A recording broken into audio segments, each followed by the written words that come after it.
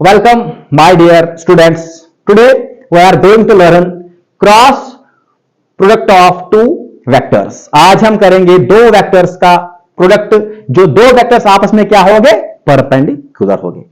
Last lecture में आपको सिखाया मैंने कि कैसे हम करेंगे दो वेक्टर्स का स्केलर प्रोडक्ट। उसमें दोनों वेक्टर एक डायरेक्शन में होते हैं। जब एक वेक्टर दूसरे पे परपेंडिकुलर होगा तो तब हम करेंगे क्रॉस प्रोडक्ट। तो चलो सीखते हैं आज cross product of two vectors. तो क्रॉस प्रोडक्ट सीखने के लिए मान के चलिए ये आपके पास एक वेक्टर है ए, ये आपके पास एक वेक्टर है ए और ये आपके पास है दूसरा वेक्टर बी। अब जब हम दो वेक्टर्स को मल्टीप्लाई करेंगे और दो वेक्टर्स आपस में क्या होंगे, परपेंडिकुलर होंगे, जो उनका होगा प्रोडक्ट उसी को हम करेंगे क्रॉस प्रोडक्ट। लेकिन यहां तो ए और बी आपस में परपेंडिकुलर नहीं है। Again same thing, resolve b को रिजॉल्व करो इनटू इट्स कंपोनेंट्स। ये इनका एंगल है बीच का। जब हम बी को रिजॉल्व करेंगे तो एक आएगा यहां से परपेंडिकुलर कंपोनेंट जिसको हम कहते हैं बी साइन ऑफ थीटा, और यहां पे आएगा कॉस कंपोनेंट जिसको हम कहते हैं बी कॉस ऑफ थीटा। अगर हमने ए को मल्टीप्लाई किया बी कॉस ऑफ थीटा के साथ तो डॉट प्रोडक्ट। अगर हमने बी साइन ऑफ थीटा को मल्टीप्लाई किया किसके साथ, ए के साथ, तो तब आएगा क्रॉस प्रोडक्ट। जब हम बी साइन ऑफ थीटा को मल्टीप्लाई करेंगे ए के साथ तब आएगा क्रॉस प्रोडक्ट। चूंकि बी साइन ऑफ थीटा और ए आपस में क्या है, परपेंडिकुलर है, ये परपेंडिकुलर है। इस वाले प्रोडक्ट को हम क्या कहते हैं, क्रॉस प्रोडक्ट। तो हम ए को मल्टीप्लाई करेंगे बी के उस कंपोनेंट के साथ जो ए को क्या है, परपेंडिकुलर है, जो ए को क्या है, परपेंडिकुलर है, जो ए को क्या है, परपेंडिकुलर है, जो ए को परपेंडिकुलर है। सपोज ये देखो, अगेन ये कोई वेक्टर है P, ये कोई वेक्टर P है, यहां पे एक और वेक्टर कोई Q है, ये दो वेक्टर से इनके बीच का एंगल थीटा है। अगेन जो K का होगा कंपोनेंट परपेंडिकुलर वो क्या होगा, Q साइन ऑफ थीटा। अगर हम Q साइन ऑफ थीटा को मल्टीप्लाई करेंगे किसके साथ, P के साथ, तो वो बन जाएगा क्रॉस प्रोडक्ट। तो वो बन जाएगा क्रॉस प्रोडक्ट, तो वही बन जाएगा क्रॉस प्रोडक्ट।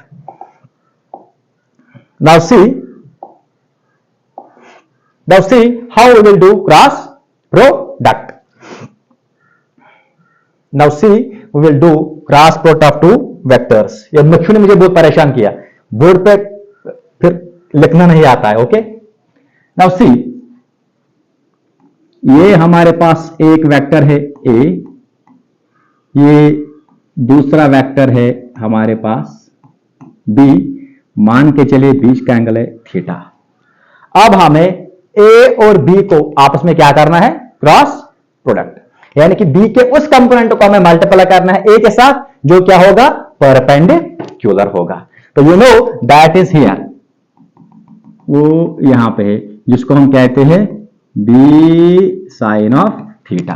तो कैसे लिखेंगे हम, A cross B, we write A cross B is equal to, एक तो हुआ मैग्नीट्यूड ऑफ ए और बी के उस कंपोनेंट को जो ए को क्या है, परपेंडिकुलर है, वो क्या है, वो है बी साइन ऑफ थीटा। अब आपने सीखा होगा या पढ़ा होगा कि ये जो ए क्रॉस बी है ये हमें क्या देता है, ए क्रॉस बी हमें एक वेक्टर देता है, एक वेक्टर देता है। लेकिन हमें यहां पे a B sine of theta मिला जो सिंपली एक नंबर है, एक वैल्यू है।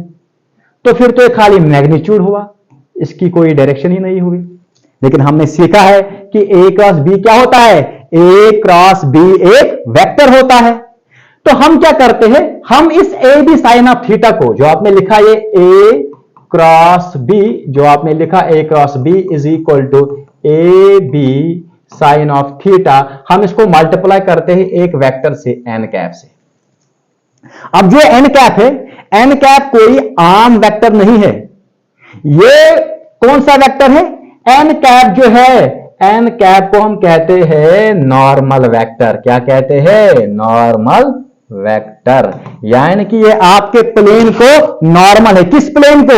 जिस प्लेन पे वेक्टर ए है, जिस प्लेन पे वेक्टर ए है और वेक्टर बी है, उस प्लेन को अगर आप एक नॉर्मल डालोगे, ये देखो पेन की तरफ ये नॉर्मल डालोगे, उस नॉर्मल को हम क्या कहते हैं? उस नॉर्मल वेक्टर को हम कहते हैं ये एन, यूनिट वेक्टर।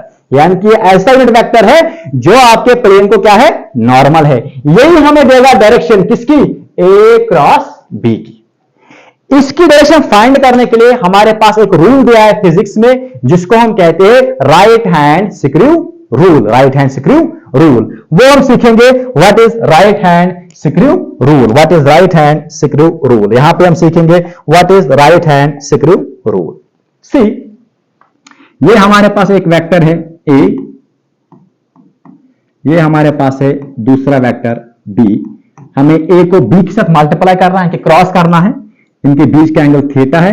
फिर जो वहां पे वेक्टर बन जाएगा यानी कि ए क्रॉस बी, एक नया वेक्टर होगा, उसकी डायरेक्शन कहां होगी? हमने तो ये सीखा जिस प्लेन पे ए और बी होगा उसको परपेंडिकुलर होगा, लेकिन कहां होगा? देखो ये मेरा हाथ एक प्लेन मानो, मान के चलो इस पे मैंने एक नॉर्मल वेक्टर डाला।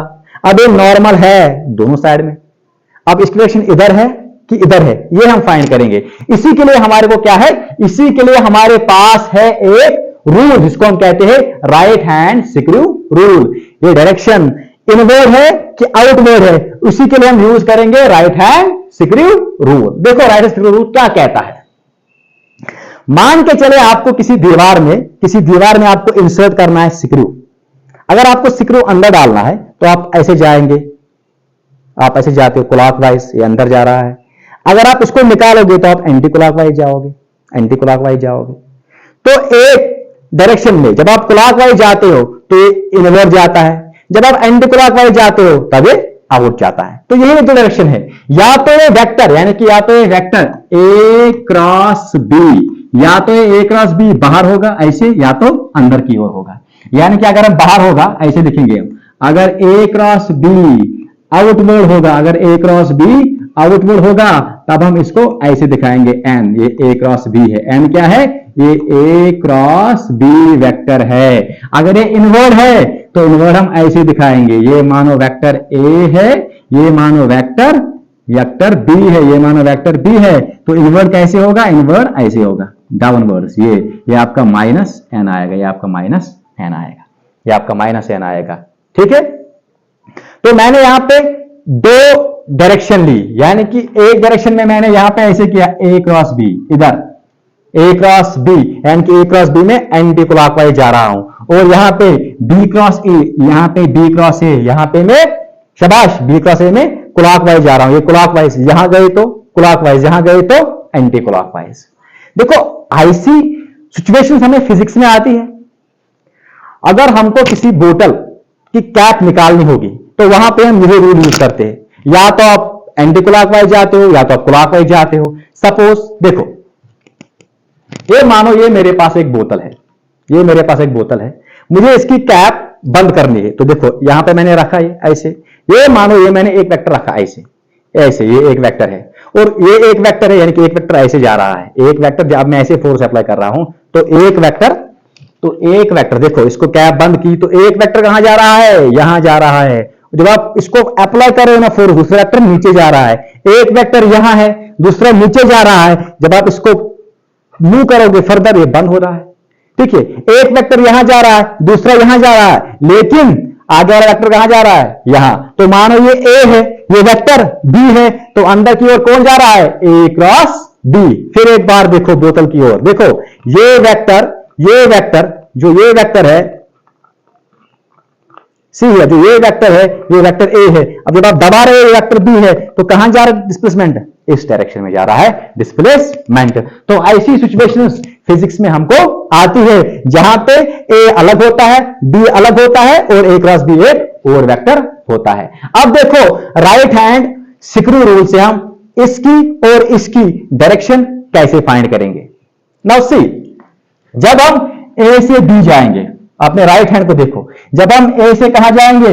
बी जाएंगे, यानी कि आप जा रहे हो एंटी क्लॉकवाइज। ये देखो एंटी क्लॉकवाइज, ए से बी आप यहां जा रहे हो ऐसे, एंटी क्लॉकवाइज आप जा रहे हो। आप एंटी क्लॉकवाइज जा रहे हो। आप एक वेक्टर को दूसरे वेक्टर की ओर एंटी क्लॉकवाइज घुमा रहे हो। जो आपका थंब है वो कहां रहेगा, वो बाहर की ओर रहेगा। देखो ये ए है, ये बी है, ये मानो ये वेक्टर ए है, ये वेक्टर ए है, ये वेक्टर ए को आपने घुमाया, देखो ऐसे आपने ऐसे घुमाया इसको, जब आपने ऐसे घुमाया तो थंब बाहर की ओर है, तो ये आउटवर्ड्स, तो ये आउटवर्ड्स। अब देखो नीचे वाले में, नीचे वाले आप बी को एंटी क्लॉकवाइज घुमा रहे हो, बी को सॉरी क्लॉकवाइज घुमा रहे हो। जब आप बी को घुमाओगे, अपने हैंड को देखो, ये बी को घुमाओ, बी को आप ऐसे घुमाओगे, बी को आप ऐसे घुमाओगे तो आपका थंब कहां आएगा, इनवर्ड आएगा। जब ऐसे घुमाओगे तो आउटवर्ड, जब ऐसे घुमाओगे तो इनवर्ड। तो मान के चलिए फिर जो ए क्रॉस बी है ये आएगा a B sine of theta n cap. तो ये क्या होगा,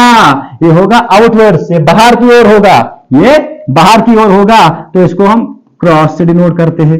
और जो बी क्रॉस ए होगा वो आएगा, शाबाश, a B sine of theta, तो वो हम डॉट से लिखेंगे, डॉट का मतलब इनवर्स, डॉट का मतलब इनवर्स।